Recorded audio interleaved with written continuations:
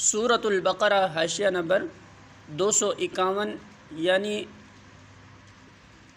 مہر اور وہ زیور اور کپڑے وغیرہ جو شوہر اپنی بیوی کو دے چکا ہو، ان میں سے کوئی چیز بھی واپس مانگنے کا اسے حق نہیں ہے۔ یہ بات ویسے بھی اسلام کے اخلاقی اصولوں کی ضد ہے کہ کوئی شخص کسی ایسی چیز کو جسے وہ دوسرے شخص کو ہبہ یا ہدیہ و تحفہ کے طور پر دے چکا ہو واپس مانگے۔ اسے ذلیل حرکت کو حدیث میں اس کتے کے فعل سے تشبیہ دی گئی ہے جو اپنے ہی کے خود چاٹ لے،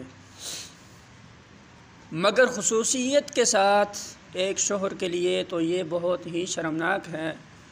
کہ وہ طلاق دے کر رخصت کرتے وقت اپنی بیوی سے وہ سب کچھ رکھوا لینا چاہیے جو اس نے کبھی اسے خود دیا تھا۔ اس کے برعکس اسلام نے یہ اخلاق سکھائے ہیں کہ آدمی جس عورت کو طلاق دے اسے رخصت کرتے وقت کچھ نہ کچھ دے کر رخصت کرے،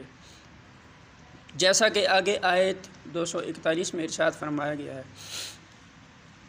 سورۃ البقرہ حاشیہ نمبر 252،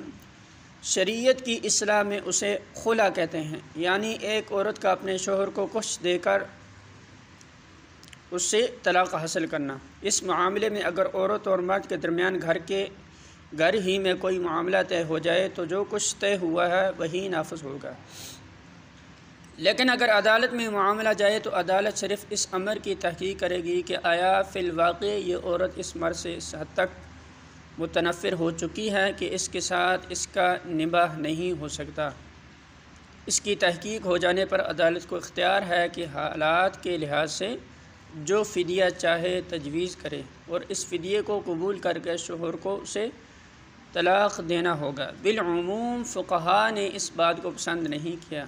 کہ جو مال شوہر نے اس عورت کو دیا ہو اس کی واپسی سے بڑھ کر کوئی فدیہ اسے دلوایا جائے۔ خلا کی صورت میں جو طلاق دی جاتی ہے وہ رجعی نہیں ہے بلکہ بائنہ ہے، چونکہ عورت نے معاوضہ دے کر اس طلاق کو گویا خریدا ہے، اس لیے شوہر کو یہ حق باقی نہیں رہتا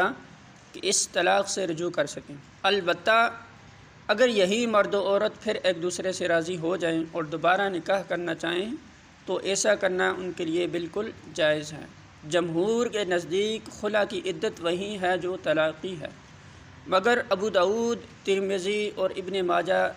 وغیرہ میں متعدد روایات ایسی ہیں جن سے معلوم ہوتا ہے کہ نبی صلی اللہ علیہ وسلم نے اس کی عدت ایک ہی حیض قرار دی تھی، اور اسی کے مطابق حضرت عثمان رضی اللہ تعالی عنہ نے ایک مقدمے کا فیصلہ کیا۔ ابن کثیر